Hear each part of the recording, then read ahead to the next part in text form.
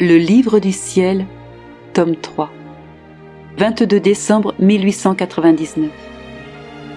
Je t'attire de 3 manières pour que tu m'aimes, par mes bienfaits, par mon attraction et par la persuasion.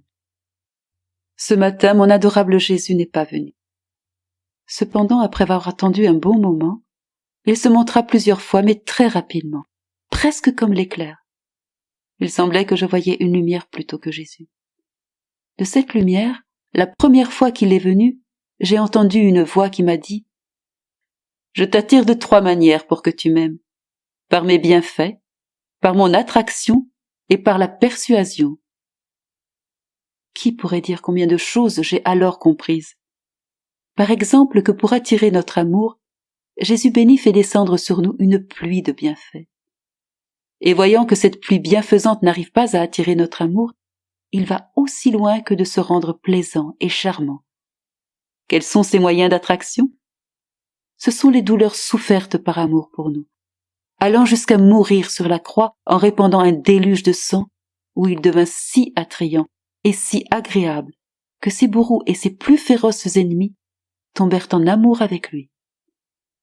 Et pour nous persuader davantage et pour rendre notre amour plus fort et plus stable, il nous a laissé la lumière de ses saints exemples et de sa doctrine céleste qui dissipe les ténèbres de cette vie et nous conduit au salut éternel.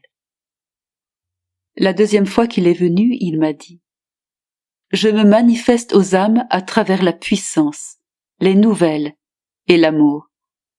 La puissance est le Père créateur. Les nouvelles sont la parole, l'amour est le Saint-Esprit. Il me semble que par sa puissance, Dieu se manifeste à l'âme à travers toute la création. La toute-puissance de Dieu se manifeste à travers tous les êtres. Le ciel, les étoiles et tous les autres êtres nous parlent d'un être suprême, d'un être incréé et de sa toute-puissance. Le plus savant des hommes avec toute sa science ne peut même pas créer un vil rat. Et cela nous dit qu'il doit y avoir un être incréé, un être très puissant, qui a créé, qui a donné la vie et qui soutient tous les êtres. Oh, comme tout l'univers nous manifeste, en notes claires et en lettres indélébiles, Dieu et sa toute-puissance. Celui qui ne le voit pas est aveugle, et aveugle volontaire.